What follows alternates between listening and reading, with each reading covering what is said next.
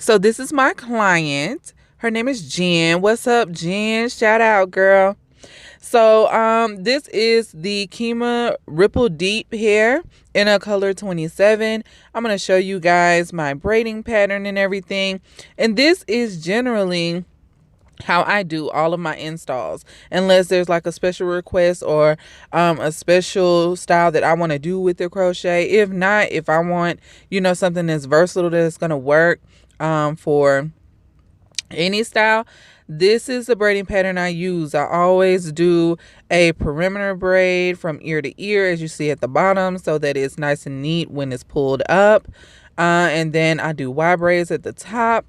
And, just combine them kind of in the back.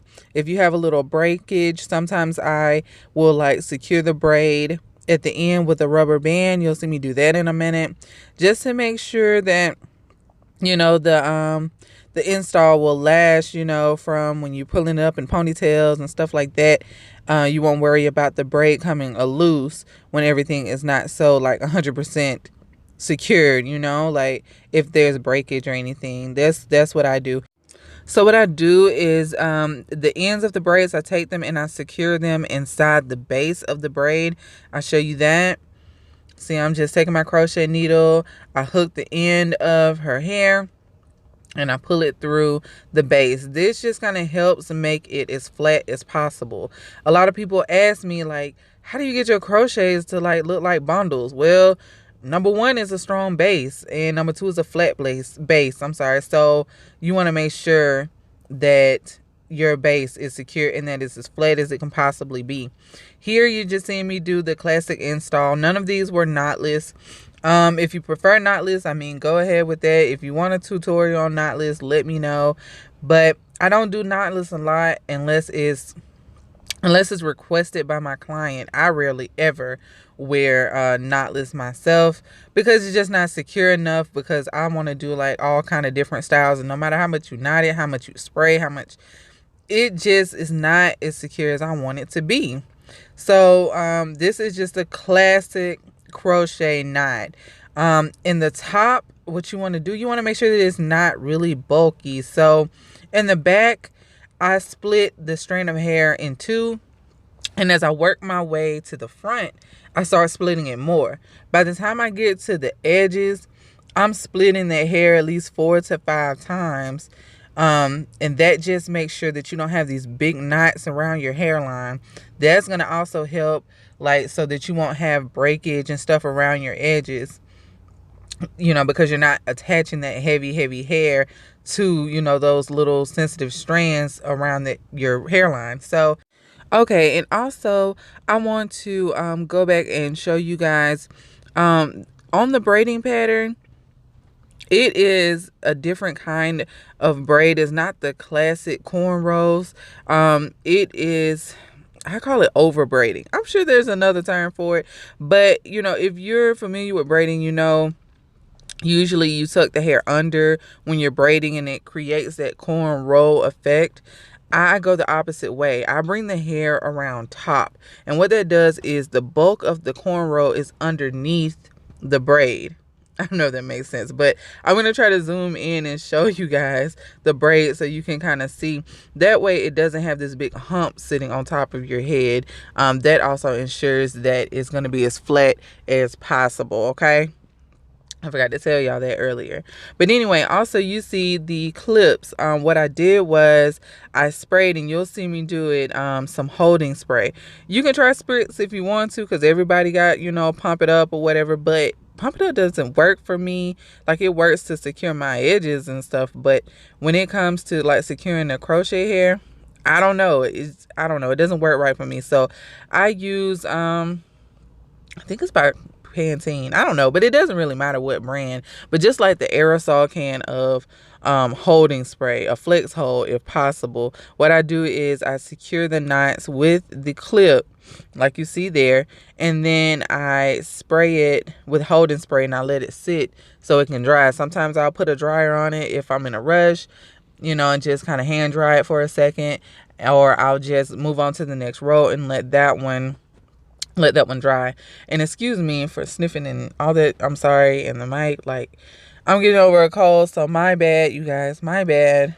So rude of me, but hey, I need to get this video out here. So let's get it.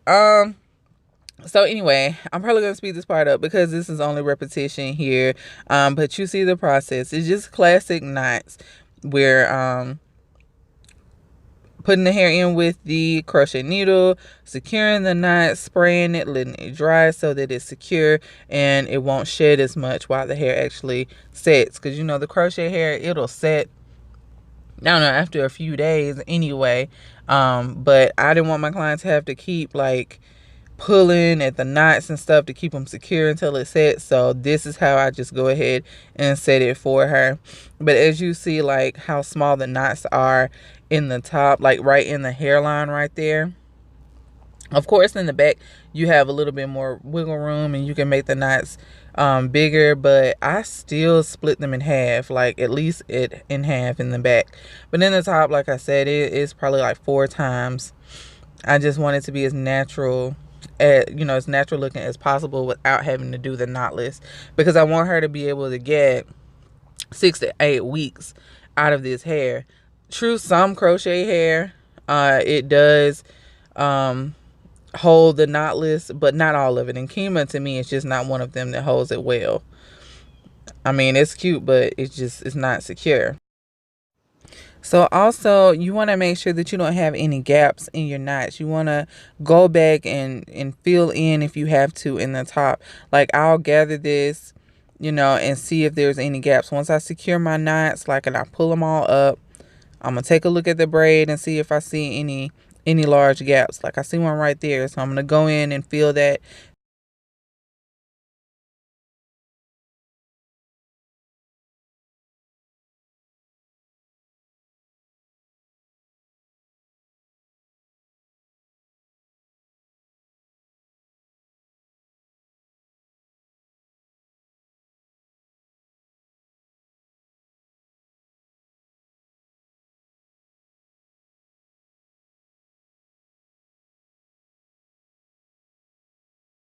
So after I dry it, I just basically repeat it. Repeat step until you're done. And then after that, what we want to do, because you split the hair gets bigger. I mean, that's just a general rule in most hair, especially curly hair. If you split it, it's going to get bigger. So you want to set it first. Now, I'm using a setting foam here. You don't have to use a setting foam if you don't want to. You can just use water. I was just using setting foam because it was a client, but if it was just me doing my own, I would have just used water. But when you got a client, you want to do the best for them. So you can use water, like I said, a spray bottle of water, or you can use setting foam, but you want to just twist this hair. Some hair you will braid, some hair you will twist. Okay, so you gotta determine if it's a tighter crimp, you want to braid it. If it's a wavy or a curly, then you want to twist it. But here basically I'm just applying the sauce. Like that's it, you guys. Like I'm fixing to cutting it, layering it, framing it to your face. Like that's gonna happen if you go somewhere and they just put their hair in your head and that's it. And dog, I've seen it happen. I have seen it happen. Don't pay. Okay, don't pay. You got to apply the sauce. Like you got to trim it. Like that's the whole point of the style. Like layering it, getting it all out. And all I'm doing there is I'm just getting the strays off first. All the little frizzy stuff that didn't, pop back when I put the foam on it. Trimming that off. And then after that, I'm going to ask her to stand up and I'm going to just start going in. I mean, I don't know how to explain this. Basically, you're just gonna have to watch it, and just know that it gets better over time. Don't rush it. True, it's crochet. If you cut some, take it out and put some more in there. But so don't be afraid to cut it. But yeah, I mean, just watch. I'm gonna let the music play. You watch.